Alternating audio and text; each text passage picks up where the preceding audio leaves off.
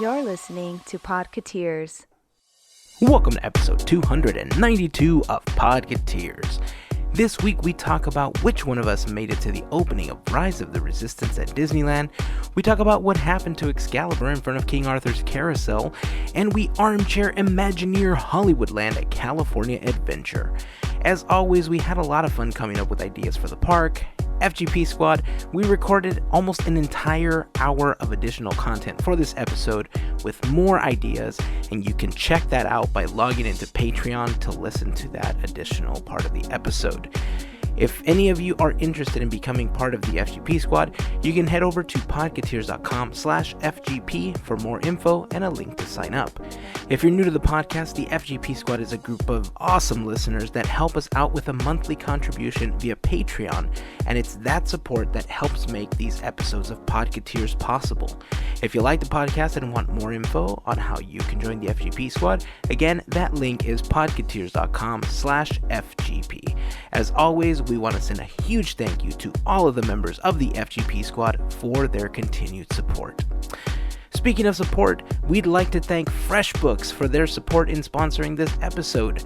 FreshBooks is the easy-to-use invoicing software designed to help freelancers and small business owners like many of us get organized, save time invoicing, and get paid faster. To try FreshBooks free for 30 days, just go to freshbooks.com/podketeers, and if they ask, how did you hear about us? Make sure to enter Podketeers. Remember to join the conversation and share your thoughts on anything that we talk about in this episode. Just search for Podketeers on Instagram, Facebook, or on Twitter. We'd love to hear your thoughts and share them in an upcoming episode. So, let's do this, shall we? It's time to get this episode started. This is episode 292 of Podketeers.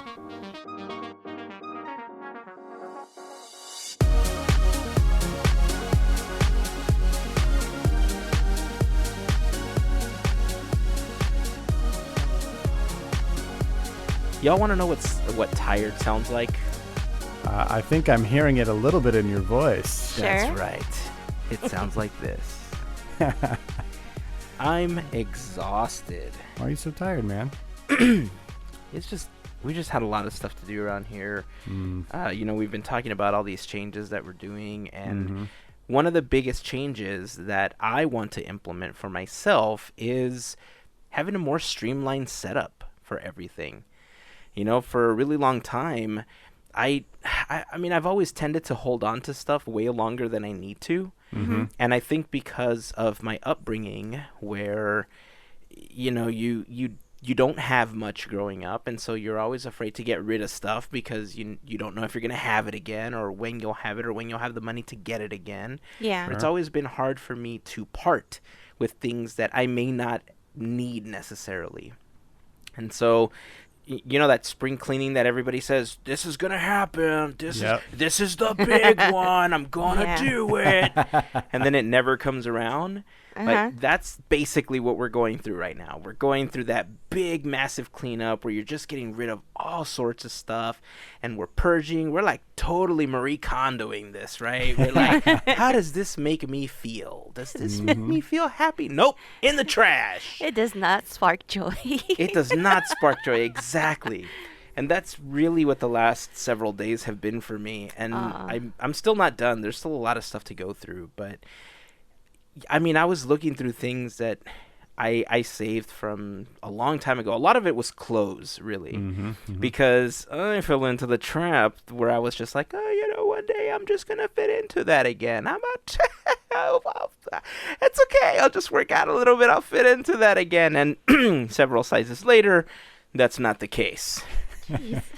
So the great thing is that my kids are very rapidly growing. And I did decide to keep a lot of my old Disney graphic tees. I had a whole bunch of Element t-shirts. Like, Element was always my favorite skating brand, thanks to our friend Jesus. And I mean, now they have a really cool collection of vintage t-shirts that they can sport when they fit into them. Because some of them still had tags from when I bought them. And I know that that's horrible, but I mean, overall, we've gotten rid of so much stuff. It's great to kind of purge, and it's great to see so much more room and so many less storage bins. I got to keep tackling what's in the garage over the weekend, but man, it just takes so much out of you. Mm-hmm. You know, it's just once you realize, like, well, I'm not going to pay for a storage unit, you know, for any of this stuff. We just got to purge. And it's so funny because I've been watching the Goldbergs on Hulu stuff, and I just saw an episode where the mom on the show had kept every single painting and drawing and things that the kids have made since they were basically in school. And there was just boxes and boxes and boxes in their garage where they couldn't fit the car or anything. So I thought, man, yes, I totally get this. That's awesome. So yeah, my back hurts from bending down and picking up boxes and bins, and I'm glad that we're almost done with that part of it. Yeah, it's very cathartic, man. It's very cathartic. We do that as often as we can. Because, I don't think you realize how much you worry about those things that you're trying to protect, you know, like all those keepsakes and things. Like, you know, you build it up in your mind and you put all this like, oh, I've got this whole room full of things that, are precious to me and nothing can happen to them. But really, they don't matter in the long run, you know? Mm-hmm. And I don't think we realize the psychological buildup that has. And I'm a big proponent of, if it's something you haven't thought of in like 6 months, out, gone, done, like no questions. And I gave it a little longer. I gave it a year. I understand it's different for different people. It's different for different people, but I mean, it can be very freeing to get rid of stuff. Yeah, I mean, I'll tell you the truth. When I started kind of thinking about how I wanted to redo this room, for recording, when I was trying to figure out, like, well, if we're going to be doing videos, like, how are we going to set things up for this year? And, like, how are we going to do this? What's the setup going to look like? I realized we don't have enough space. Like, we've never had enough space to record in here. I remember when we first started, like, the three of us would be in here sweating up a storm because it just, with 3 people in here, it gets super hot. Mm-hmm. And then that's why the recording in the evenings or recording very early in the morning was kind of born from that, because then it wasn't the middle of the day and we weren't, experiencing these heat stroke issues like halfway through, right? Yeah. So as I'm kind of trying to plan the rest of the year and going through all this stuff, I just keep realizing to myself, man, I'm going to get rid of this, all these books I don't need, all the Disney books, stay, all the magic books, stay, everything else, gone. And a lot of it is like old, like PHP and HTML and photography books that, I mean, I learned a lot from them, back when I got them, but all that stuff is on YouTube now. Like, what do I need books for? Yeah. Right? Like, I paid like $5 for an online course that I have access to from my phone or any other device whenever I need it. The worst part is that some of those books were so freaking old that I tried to donate them to a library or a Goodwill or something, and they said, yeah, they're kind of old. We don't want them. Yeah, I've been there before. Some of that stuff gets dated quickly. Yeah, sure. I remember going through some of the old lighting and rendering books for Maya when we were doing 3D animation. Wow. And I just thought to myself, man, these were $100+ books. Oh, yeah. And now they're $100+ doorstops in the recycle bin. Heck yeah. Go be pulp again. That's hilarious. So, yeah, that's pretty much how my weekend was. Unfortunately, that didn't allow me to go to the park. I know we had kind of briefly touched on it, that I didn't get a chance, or I didn't think I was going to get a chance to go to Rise of the Resistance for the opening at Disneyland. Did either one of you get a chance to go? Because I saw these crazy stories about people camping out just like we anticipated, Melissa. Then in the first 4 to 5 minutes, the boarding passes were gone. Yeah, it was insane. And I think that first day really had an effect on the rest of the weekend, because the other days weren't as bad as that. But I know that because of that day, was like, I'm going to give this a week and go next weekend. Did you even try, Melissa? Nope. Yeah, I didn't either. No. I I already knew that it was going to be nearly impossible, and on Friday, I have to work. I can't just do this and then go. And Saturday, I kind of wanted sleep. Yeah. So, no. See, I wasn't sure because of the kind of lackluster opening to Galaxy's Edge. I mean, it was kind of crowded, but, everybody thought it was going to be this insane summer where Disneyland was going to be impossible to even experience because all the crowds coming in for Star Wars Land. And that didn't happen. So I really didn't know if this one last attraction would have as big of effect as it did. But day one, it certainly did because, by about 8:05, all those passes were gobbled up for the day. Now, on Saturday, I was kind of monitoring it from my apartment, and it looked like as of about noon, they were still available for the end of the day. But, so I don't know if people got scared off by that day one, experience, or if it was just... that was just a day one kind of thing. Like everybody wanted to be first, and then everybody that wasn't able to go that day, it's like, well, they'll just go when they can go, Yeah, I mean, it feels reminiscent to the first week or two of Galaxy's Edge itself, right? The only difference is that it's not an entire land that people are going through. It's just a single attraction. With that said, obviously, it is the most anticipated attraction in a very, very long time at the Disneyland Resort. Definitely. And I think having the cast members ride through over the last week and a half, there was a lot of anticipation. Obviously, some people were posting spoilers. Some people weren't. Those were the nicer ones. I mean, I'm hoping that in the next weeks, I will have found some normalcy again, and we'll finally have gone to the parks and experience it, because I think it's going to be really difficult to stay away from spoilers, because I've purposely stayed off Instagram and Twitter for the last week and a half, knowing that people were going to be posting this. Sure. And sure enough, like the one time I decide, all right, I'm going to try to jump in, I look at people's like little icons for their stories, I see nothing, and then boom, all of a sudden there's a hologram. I was like, come on, you got to be kidding me here. To be fair, nothing will compare to the real experience. Very true. Yeah. So I'm hoping that happens soon. I don't know. I'm kind of bummed out because I remember how much I've been anticipating this over the last several months. And I had already planned on taking the day off. My boss was totally on board. He's like, yeah, dude, this only happens once every whatever. Go do your thing and have fun. I have the time off, so he was totally cool with me taking it. And then all this other stuff that began to happen, and I'm like, all right, I don't think I'm going. And obviously it happened that way.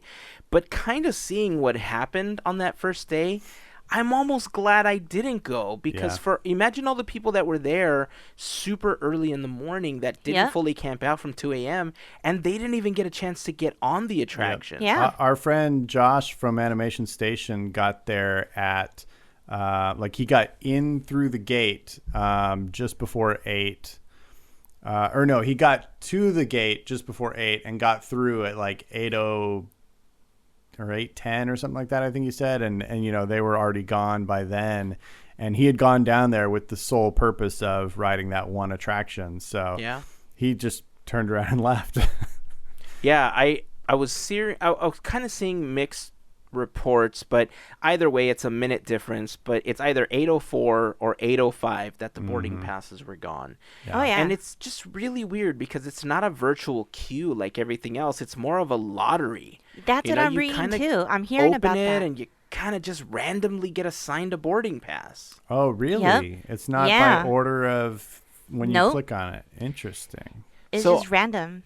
So I don't know exactly how it functions because I haven't seen any videos about it, but if any of you listening have had a chance to experience Rise of the Resistance, I want to say that FGP Squad member Albert got in. I saw that he posted that he got into the park, but I don't know if he got on the attraction, because at that point I got scared. It's like, he might ruin it. So I shut it off. I will say yes to that, and I also have seen Jesse.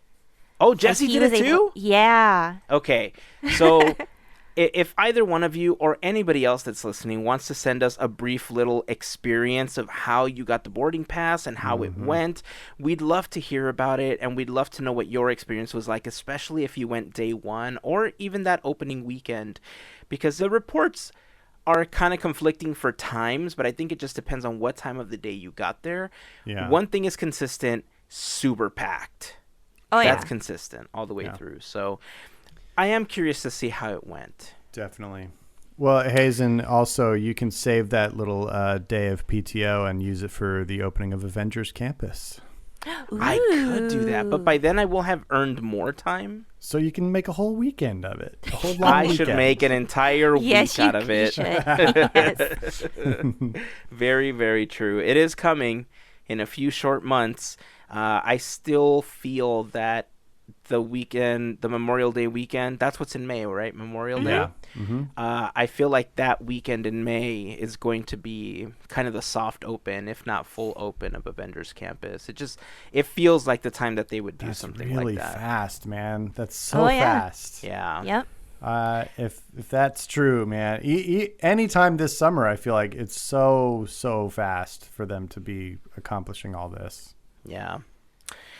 Well, either way, still excited. I know it doesn't sound like it. Super tired, but super excited. Woo! Hey. Hey, out of curiosity, did you hear or read about that story about the one guy that pulled the sword and the stone out? Yes. What? What is up with that? Oh. So King Arthur showed up at the park and pulled the sword? What? Kinda. He just decided to make his way to the sword and have a chance at it and ripped it out. So did the guy break this thing or what? You could say yes. It is Interesting. going to be behind the walls when the carousel is under refurb. Oh my gosh. Mm-hmm. So, the quote that I read, or the teaser titles that you see, the clickbaity titles, say, quote unquote, buff guy rips out Sword in the Stone or rips out Excalibur. Mm-hmm. And So I bad. feel like this is one of those instances where this may guarantee that we may never see an Excalibur show again, and they're just going to Yeah. permanently cement that thing in. Mm-hmm. That's sad. Yeah. That's Yeah. sad. Now, is Gaston a suspect? Do they know who did this? If he wasn't, he may need to be now that you've brought it up. Okay. Maybe? I'm just thinking of buff guys walking around Fantasyland, and I've seen him lurking in that area. That's true, and I haven't been there in weeks, so it couldn't have been me. Right. Exactly. you have alibis. Oh, man. Yeah, it was a interesting, weird / what the story. Why? Yeah, Why? I just couldn't believe it when I read. At first, I thought I was getting trolled. Mm-hmm. At first, I just thought, nah, they're kidding. This is not really what they're talking about. And then I read through the story and I thought, wow, that is a thing that happened, and I could not believe it. So That's when you wish somebody had their cell phone out and filmed it and posted Yes. it, you know? And I Right? haven't found any footage on it because I wanted to maybe see it happen. Yeah. Selfishly, but That's crazy. you know, it is what it is. Maybe once they take our Fantasyland ideas and they implement some of those, they'll realize, oh, well, we really do need this show back Yeah. in Yeah, another capacity. absolutely. So, you know, it is what it is. Okay, well, we're going to be Armchair Imagineering Hollywoodland very shortly. We're jumping into Armchair Imagineering a little early this month because next week Gavin is going to be talking a little bit about the anniversary of Pinocchio, since that's coming up very soon. So we're going to tackle Armchair Imagineering a little early, and we're going to be doing that right after this. Today's episode is brought to you with support from FreshBooks. You know, many years ago, I started doing some freelance work, taking photos for businesses, realtors, engagement sessions, and family photos. One thing that I always struggled with, though, was finding a good solution for invoicing, and that's where FreshBooks came in. FreshBooks is the easy-to-use invoicing software designed to help freelancers and small business owners get organized, save time invoicing, and get paid faster. They offer super simple solutions that let you create and send professional-looking invoices in seconds. On top of that, FreshBooks offers great ways to track time worked, create estimates and quotes. You can run reports to see how you're doing, process payments, and if you ever have any questions, their award-winning support team is there to help. If you're always on the move, don't worry. FreshBooks also has easy-to-use mobile apps for iOS and Android. Getting started with FreshBooks is extremely simple. You can try it free for 30 days by going to gofreshbooks.com/podketeers. You can also find a link in the post for this episode on our website.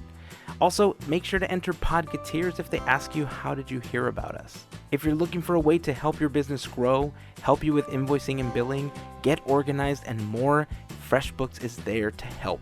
So give it a shot and check out some of the great features that FreshBooks has to offer. That link again is gofreshbooks.com/podketeers.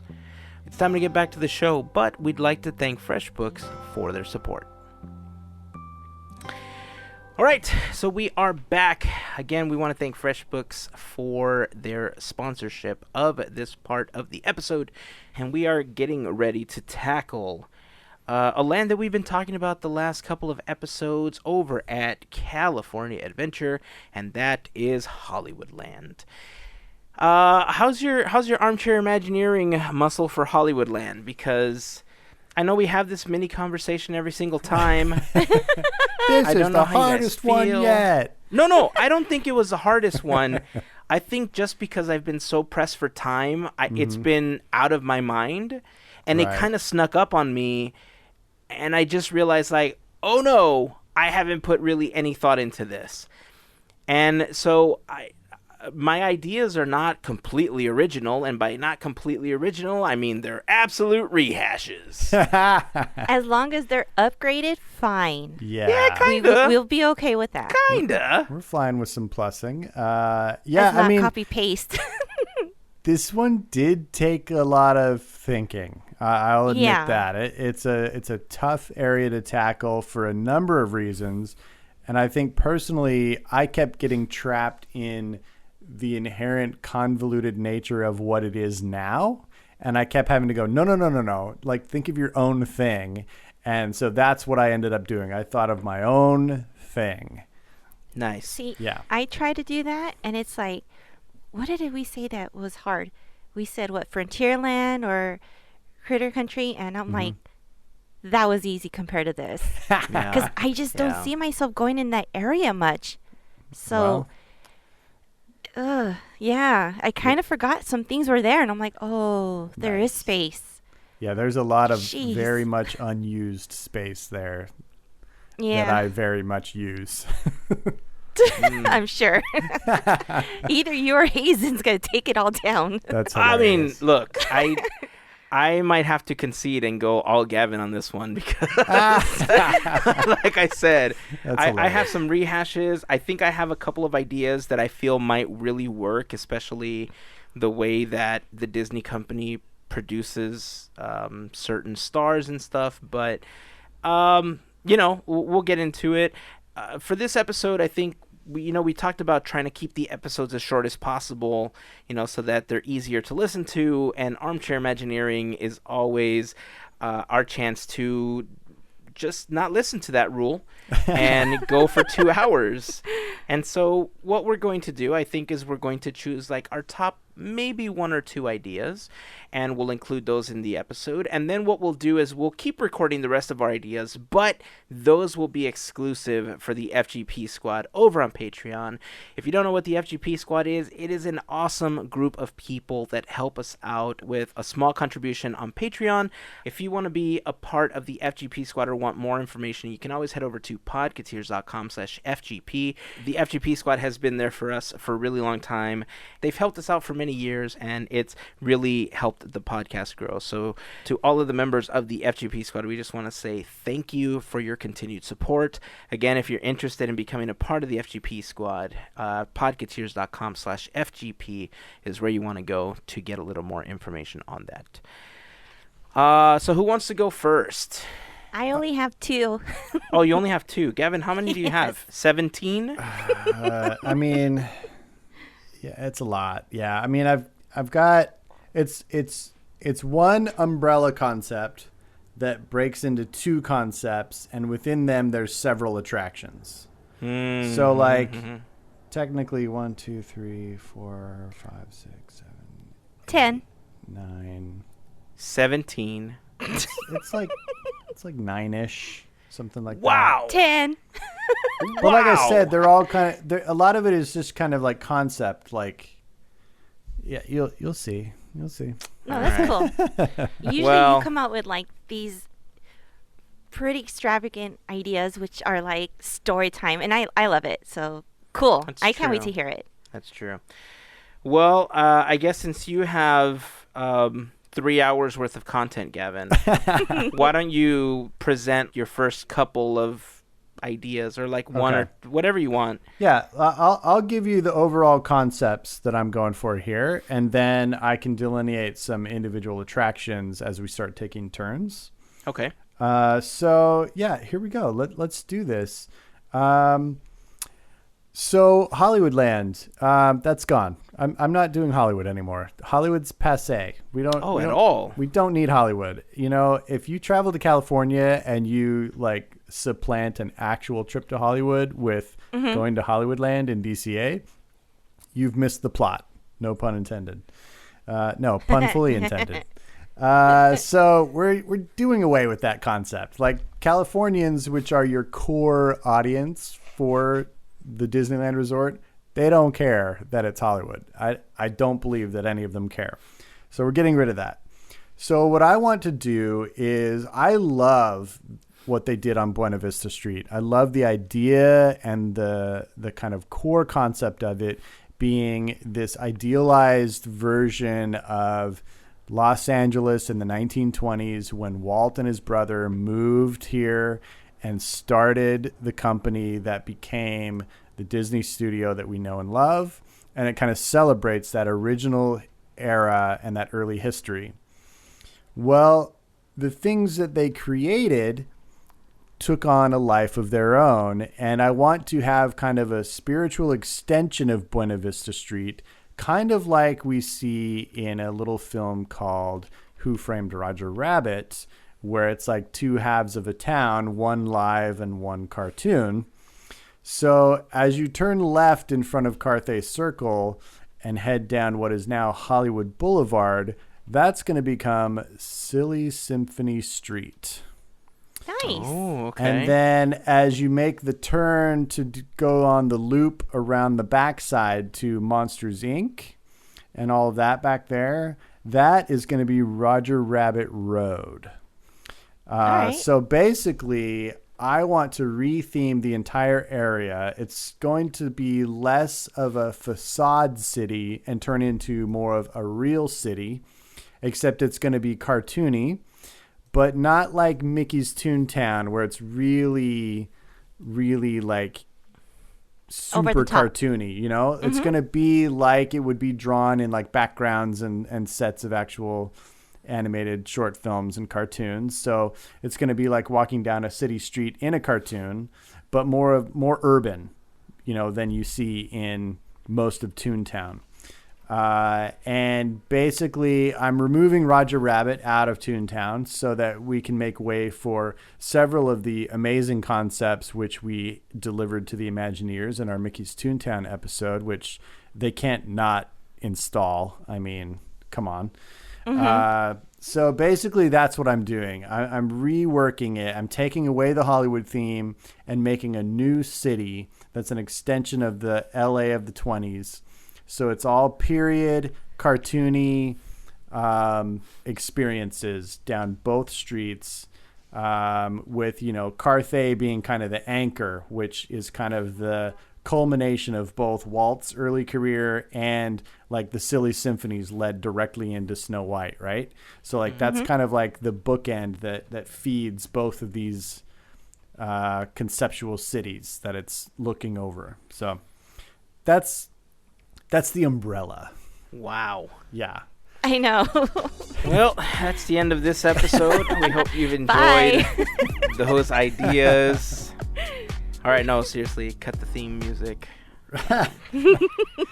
Yeah, I really like that idea. However, I disagree with the fact that I think people may feel that Hollywood is passé. I think it still has a place there. And I'm not just saying that because some of my ideas rely on it still being Hollywoodland. That's great. Argue that point. I'd be interested to hear it. And especially considering that they're all rehashed ideas, I really needed to stay Hollywoodland. I got you. But I love that you took the Heyzen approach on this one. Yeah. I did in part. Yeah, I'm literally using the claw to come down and grab Roger Rabbit and move it. Although I am going to do some major plussing to Roger Rabbit as well. Oh, okay. Yeah. Okay. So when my two big ideas are going to be in the Roger Rabbit area, and then the rest of my ideas are going to be on Silly Symphony Street. So we can save those for the Fairy Godparents. Sweet. Ooh. Okay. Mel, do you want to jump in next? Sure. And it's up to you which idea you want to take. I know you said you only have two. I have one idea, by the way, Gavin. Mm-hmm. That was part of how I want to restructure some of the stuff there. That if your idea was implemented 6 months from now, it would go really well with it. At least nice. I feel like it would. Okay, so I'll toss it in when I'm talking about it later. Sweet. But, yeah. So, Mel, you want to go next? Yeah. So our track record with Imagineering and everybody, I figure, you know what? I'm going to take this route and I'm just going to throw out, hopefully that they'll take some notes and, hey, bring something like this here. Because it's kind of doable. Sure. My first idea is paint and break the summer. I'm not really changing anything in the backlot area. That's where I'm concentrating on. I'm actually thinking of a new show because there needs to be some life back there. Ooh. That place was like the entertainment spot at night besides World of Color. So I'm like, you know what? If we need a show, let's bring something that is kid friendly and us adults will like. So what I was trying to do is I was thinking about Paint the Night Turns 5. And those elements, along with Ralph Breaks the Internet, would be a lot of fun back there. And I'm seeing like the LEDs and whatnot, like the usual dance party thing. But Stage 17 has a huge space. And what if we were to walk into Sugar Rush and have the whole place decorated like it? You know, meet and greets are huge. Photo ops are huge. There's plenty of space for all that in there. And we would have the DJ. The DJ, I would love for her to look like Yes. And if we could hear Yes in between sets and whatnot, like as the host, that would be pretty awesome. And of course, we have, seen what Mickey's Mix Magic brought us, and the crowd loved it. We can't go wrong with Disney Mix music. So bring it in there. That'll be like the family friendly. It's not going to be so clubbish per se. Hangar 12 in the back. I like to see this as the game central station. Let's bring back all those games. What games? You're talking about Flynn's Arcade? Uh-huh. Oh, okay. I'm like, we have it. We could reuse it. Why not?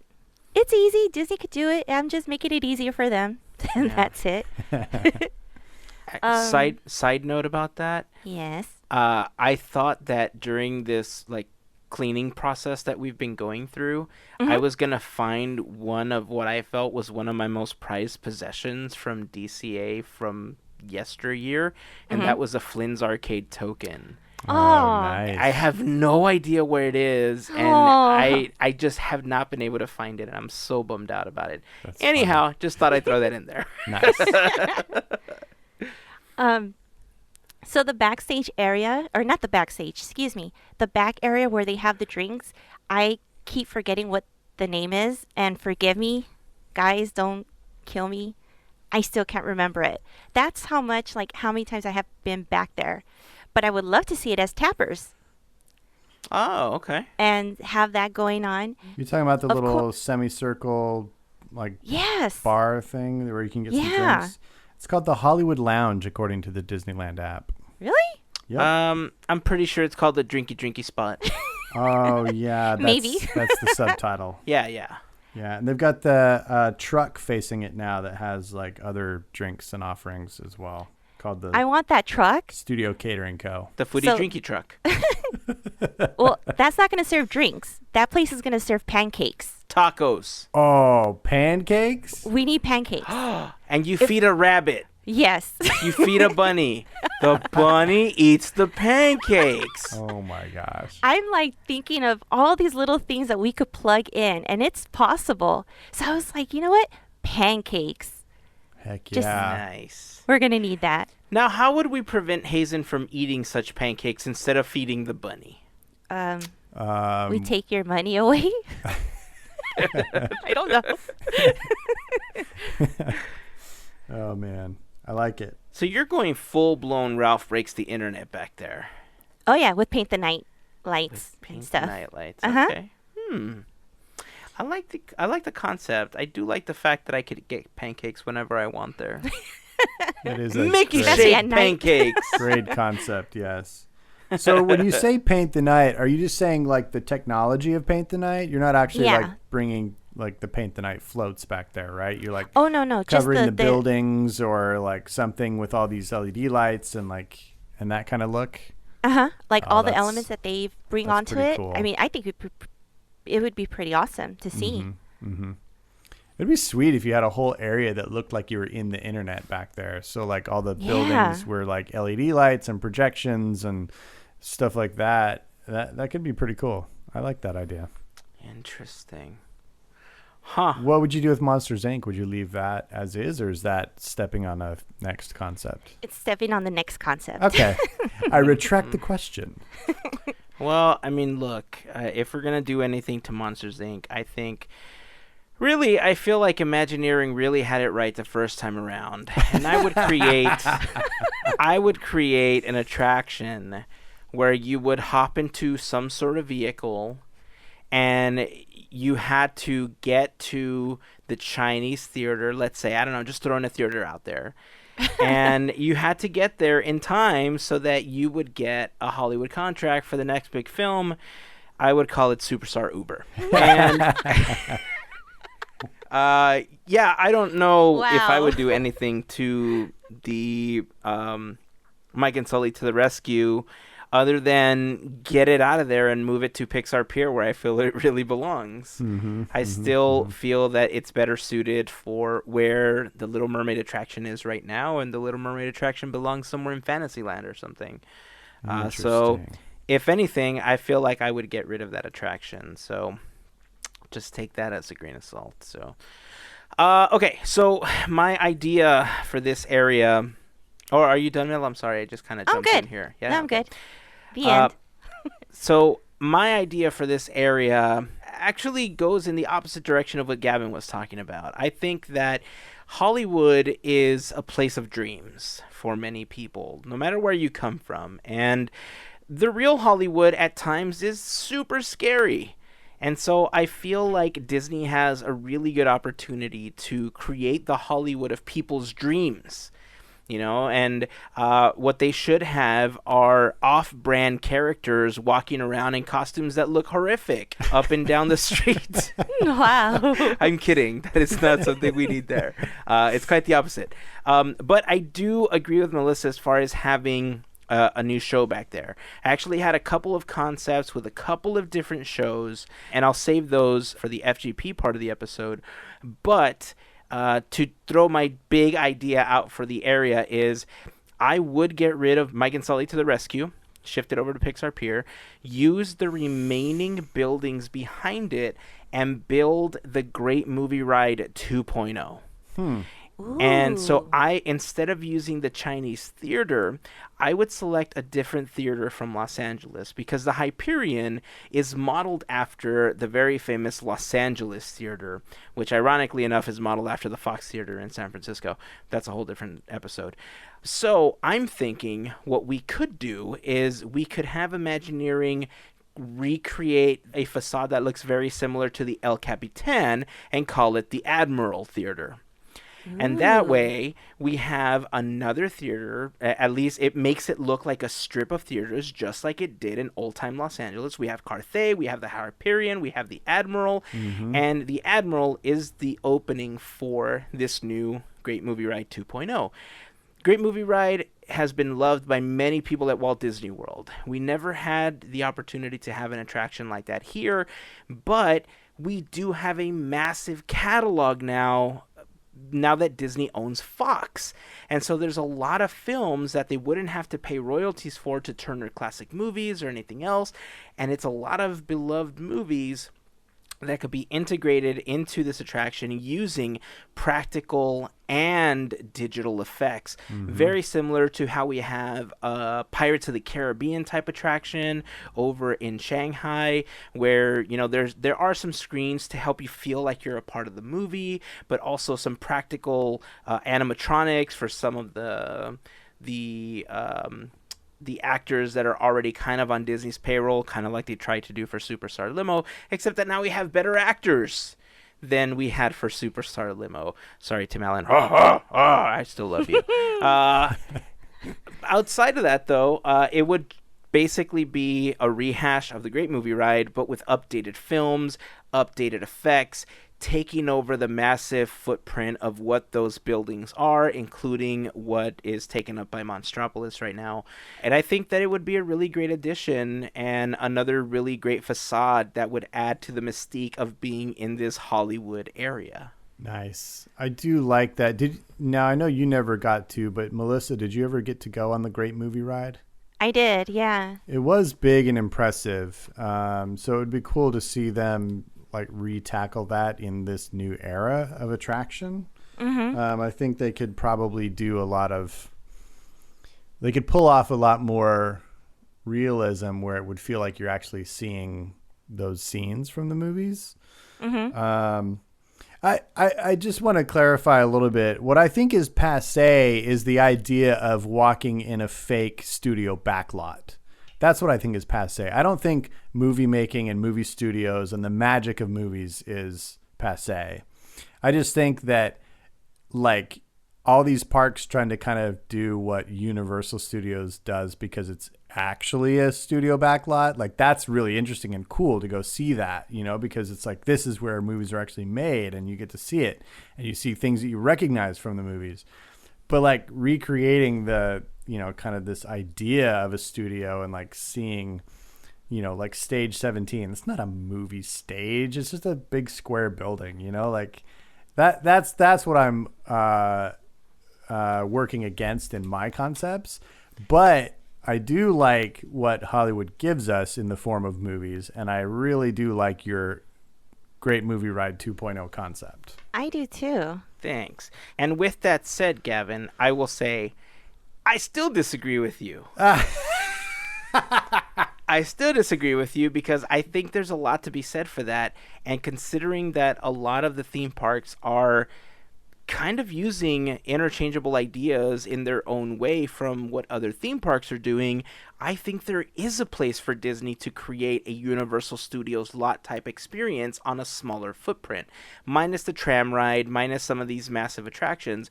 Or who knows, man, maybe you do make a mini tram ride through Hollywoodland and the Great Movie Ride is just part of that little tram ride. I want to see this happen, and the reason I'm thinking about it is like even the films that we have right now, like Disney could throw in their own stuff. And imagine just the technology, the animatronics, everything. I mean, for one, I haven't seen Pandora. So imagine we were to get a little bit of that in this attraction so that some of us who can't go to Florida, who don't have the means to go to Florida, some of us have to pay bills, so we can't go to Florida to see this. It would be nice to have that here.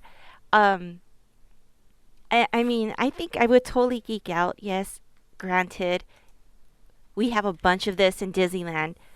I would love to see a Star Wars, like, a scene. An actual I scene. would love to see a Yeah. scene. Yeah. I'm sure that's what Rise of the Resistance is. Yeah, well, some of us won't see that soon. So, let's wait. I mean, things like that, I think it'd be fun. There's a huge catalog. I mean, I think it'd be great. I would love to see this. Yeah. I was going to save some of this for the FGP part of the episode, but I'll throw it out now because I think it goes to my point, right? That there's a lot of people out right now that are trying to create content, right? And there's a lot of content that relies a lot on digital effects, but we've always talked about that some of our favorite effects are the practical ones in the park. You know, like for instance, when they added the practical effect in Pirates of the Caribbean with the skull and the pirate carrying the treasure right before you hit the waterfalls, like that's one of the coolest parts of Pirates of the Caribbean. It was unexpected and it's super easy to create something like that. So one of the ideas that I had, it was more like a gag that I had in my head originally. And when you were talking about, you know, removing the Hollywood parts of it, I thought, man, this would go really well with that. And that was having a portion of rolling sidewalks where it's almost like a treadmill and the background is just rotating, so it makes it look like you're walking through a scene and people can film you, or you can like do a selfie and you're walking through these different green screens of different places. And so it's just a cool spot to go. And you know how they have all the photo ops, they don't need a character out there, or maybe they could have a character where you're walking down the street with Mickey, or you're walking down the street with, you know, whoever. You know, but it was just this repeating background sidewalk like they do in cartoons, because cartoons were notorious for repeating the same 30 frames and just getting this repeated, maybe it was more than 30 frames, but just this repeating background where every couple seconds you would see the same little bucket go by. And you're like, wait a second, didn't they just go by this thing? But these cartoon characters were having this 3-hour conversation. You know what I mean? Yeah. So little practical effects like that, or these little side gags that I think just make it fun. It's kind of like more an adult version of Mickey's Toontown, but more Hollywood magic themed. Yeah. No, I think it's a great big, I like that it's a big like e-ticket idea. You know, I like it. So, Gavin, considering that you have 2,700 ideas, do you want to throw out like one or two of the lesser ideas before we tackle some of your bigger stuff in the FGP part of the episode? Sure. Yes, I can do that. All right. So we'll do that. We'll wrap up, and then we'll do the rest of it for the FGP squad. Cool. All right. So, let me do the Silly Symphony Street first, and then I'll save the Roger Rabbit stuff. So, because Silly Symphony Street is going to use the existing Hollywood Boulevard, so that straight shot between Carthay and the Hyperion at the other end. It's going to be re-themed into basically some black and white, some early Technicolor type buildings, themed on various silly symphonies. The main attraction that I've worked on in this area first is a rethinking of the Animation Academy building. So it's going to be much more themed on early Disney animation. So you're still going to have a variety of attractions internally, but instead of, you know, such a heavy focus on the Renaissance and the Golden Era and, you know, kind of the big feature films, it's going to go back to being featuring, you know, Mickey, Oswald, Donald, Minnie, Goofy, like the original classics, original shorts, lots of Silly Symphony stuff. So I want to kind of bring new energy into the Animation Academy and give that whole studio area a new look, more of a retro back to the 20s look of an animator's desk in there. And I want to give some new offerings of the the types of drawings that people get to do, and then how those drawings get shared. So as it exists now, you really just get to go in there and draw the head of a character in most cases. Very rarely do they expand beyond just the head of a character. And it's usually the, pretty popular contemporary characters, and that's great. But I think it's kind of run its course, like for those of us that have gone for years, it's like unless they come out with a new movie and they start drawing those new characters, it kind of gets a little redundant. So I'd like to be able to draw some of those older characters, which are simpler, which allows us to also do full body poses. So I'd love to do like a really hilarious, like zany, like goofy, like tripping over something kind of pose, and get to draw the whole character, because those are simpler characters that they had back then, or, Mickey in his little plane and playing crazy, some sort of full, actual picture. And what I think will be interesting about that is I want to add an element of being able to get the chance to have your picture displayed. So in front of the Animation Academy is going to be a series of living attraction posters for the Academy. And for those of you who've ever gone to the Academy, when you finish your drawing, everybody holds up their drawing and faces them towards the stage so the instructor can see how good everybody did. Well, while that's happening, cameras, like in Star Tours, are going to be zeroing in on a picture and snapping a picture of it. And those are going to be like rotated as slides on the living posters outside the attraction.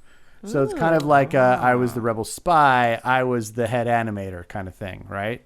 I like that. Yeah. Nice. Just to kind of give, a little more something to it. And then also like a lot of the things in this area, it will be available as a Photopass download. So everybody can download a Photopass like shot of their drawing and then select winners or whatever get to be displayed on the actual posters in front of the attraction for that day. Nice. The other thing in that area is that I want to redo is Turtle Talk with Crush. I love Crush, but he doesn't fit my theme, so he's got to swim away.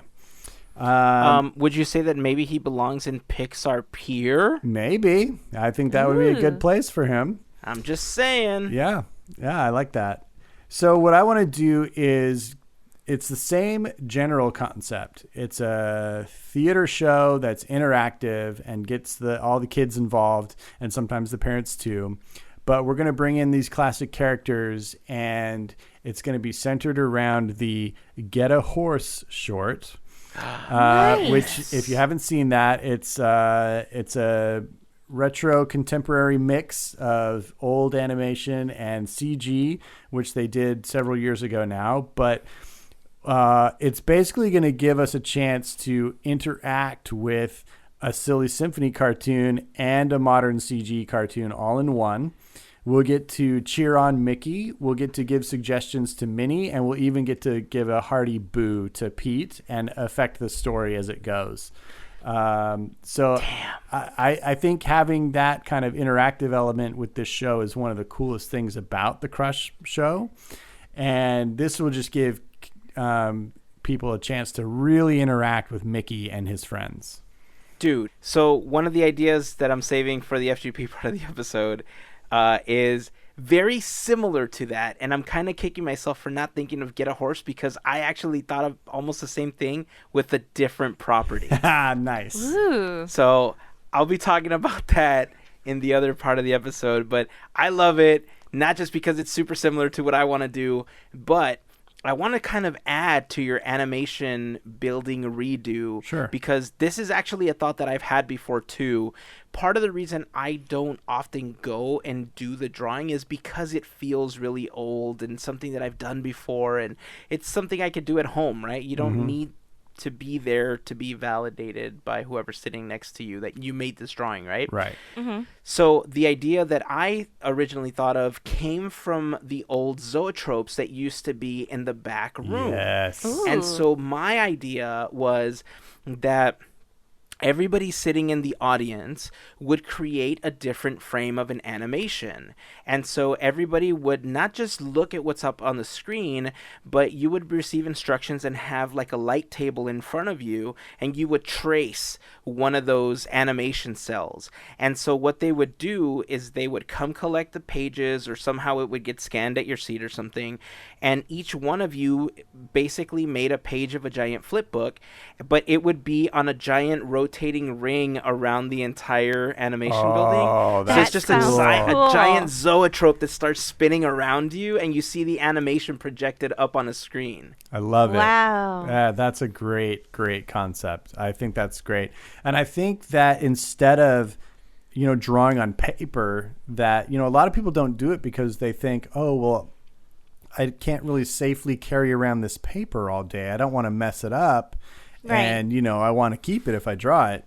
That's where in my concept, having a Photopass, but also instead of doing it on paper, I think it'd be smart if they had some sort of a tablet, table that you're drawing it digitally on, and you're basically, given a code to download that image. And that's what they're using to, send to the living poster, and to, in your idea, if they were just drawing it on a digital pad anyway, they just upload all those pictures real quick and then send them to the animation program, right? Yeah. Genius. And it could be something as simple as the way that they currently scan the little matrix barcode or the QR code on the back of a Photopass card. It just generates one up in the upper corner of what you're drawing digitally, and then boom, you open up your app, you scan that little barcode, and now it's a part of your Disney app. Perfect. Yep, exactly. I love it. Love it. So the last little piece of this that I want to talk about real quick is the what's called the Sorcerer's Workshop right now.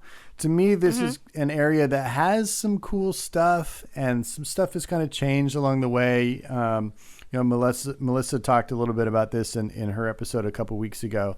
And I really kind of want to revitalize that as well, because again, I think, it's kind of a under-marketed area, and I think it's kind of lost a little bit of its shine over the years.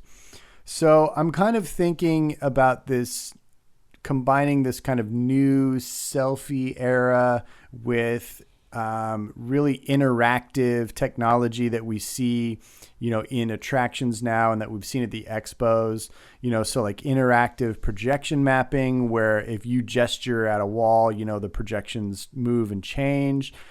We saw screens in the Avengers Campus Pavilion at the Expo that looked like big digital screens with schematics on it, right? And you could gesture at it and move the schematic around and open it up and twist it. The Jarvis walls. Yeah, exactly. So I want to incorporate all that type of technology, but have it presenting and representing imagery from those early days of animation. So Silly Symphonies, early Mickey cartoons, all of that kind of era. And you'll be able to manipulate it all, splash Technicolor paint buckets over it, and, the whole wall will become colored, and, things like that. And just, I don't have this like really nailed down, but I want every wall and every room to be its own little experience where you can manipulate things and change things. And they also become selfie walls that you can step into and, create unique pictures of you that are different every time, so it's not the same blue wall that everybody stands in front of, it's not the same, whatever selfie wall is hip at the moment, like it'll be different, like they did that whole Mickey photo thing down at the ESPN zone with some cool, like, sets for selfies. And this one will be something that, it's really interactive. So you can make it your own, you can make it different. You can, pull in different things that you want. And I don't know, it's kind of like your concept of the Paint the Night, Ralph Breaks the Internet, where it's kind of a general concept. I want effects and lights and, interactivity. And that's all I know. I just want it to have some energy, And I think we can get that. The Silly Symphonies have so much life in them, and it would be great to reintroduce those in a fresh way to people. So that's kind of my Those are my concepts for the Animation Academy building. I don't really know how I would rework the Frozen meet and greet, which I believe is still in there. I don't even know if that's still in there or not. I believe so. Yeah, I mean, we could do another Mickey and Minnie meet and greet, but I wouldn't want to do that. I'd want to do something like really crazy out there, like a flowers and trees meet and greet or something where you're, meeting, or maybe like the Three Little Pigs and the Bad Wolf or something, like, I don't know. I don't know if that'd be popular enough to do a meet and greet of like Silly Symphony characters, but, there will be something in it. If any listeners have any ideas for a meet and greet that fits this theme, I'm all ears. Nice. Skeletons from the Skeleton Dance. Look, now you're stepping on my next attraction, so hold that thought. Nice. Yeah, I like the interactive selfie wall thing. I think there was a brief period, I want to say last summer or the summer before, where there was these random spray painted looking selfie walls that were popping up around California Adventure with the Buzz Lightyear wings and stuff like that. Yep. I thought that was pretty cool. And if this can be kind of a digital version of that, so that you can get these different selfies that they just kind of auto-populate. Maybe it'll also give the opportunity to Disney artists or aspiring Disney artists, hint, Gavin should draw some stuff for these selfie walls, for people to vote and be like, oh, I want to do Gavin's selfie wall, and they can go and choose your wall and do a selfie and post it on Instagram. Yeah. Right? That's perfect. It's interesting because in this area, you could also incorporate that tech you were talking about, where you could have a set where you walk on a moving sidewalk and these crazy Silly Symphony backgrounds go behind you. And what if, for the first time ever, you could get a Photopass GIF of you walking? Ooh. And it's like a short little 10-second video, and you can post that on Instagram or wherever you want to post it, because you got your own unique little Disney GIF. I'm for it. Right? Yeah. Absolutely for it. Sweet. All right. Well, I like all of these ideas. The great thing is that none of them are really taking over the footprint of anything that we talked about. So I think they can all happen. Just wait. As long as the award wieners is still there and I can get me a hot dog, we're good to go. Yes. That's staying forever. Awesome. Okay, so those are our ideas for Armchair Imagineering Hollywoodland. We hope you like some of them. If there's anyone in particular that you enjoy or have some ideas of your own, make sure to join the conversation over on Instagram, Facebook, or on Twitter. Just search for Podketeers. If you want to go to the blog post for the episode, go to podketeers.com/292, and you can leave comments there as well. Let us know which one you like. FGP Squad, you're going to hear some more of our ideas over on Patreon, so make sure that you go check out that post exclusively for all of you, where we'll be sharing some additional content and other ideas that we had to plus up Hollywoodland. So that's going to wrap it up for this episode. Any closing thoughts that you have before we close it up for this week? I just want to say it's nice to be back. I've missed you guys. We're gone? You guys have been killing it for the last 2 episodes without me. I was entertained from end to end while I was listening to those episodes. I was particularly fascinated to hear about the soap opera restaurant that used to be there. Like, what the heck? I had no idea that was a thing. I'm so glad I never saw it, and I'm exceedingly happy that I never experienced Superstar Limo, because that just makes me sad. Well, look, now you get to experience Superstar Uber. So it's coming, dude. Don't you worry. You got it. Awesome. All right, so that is going to wrap it up for this episode. So until next time, keep dreaming, keep moving forward, and always remember to pass on the magic. Have a great week, everyone. Bye. Made you look.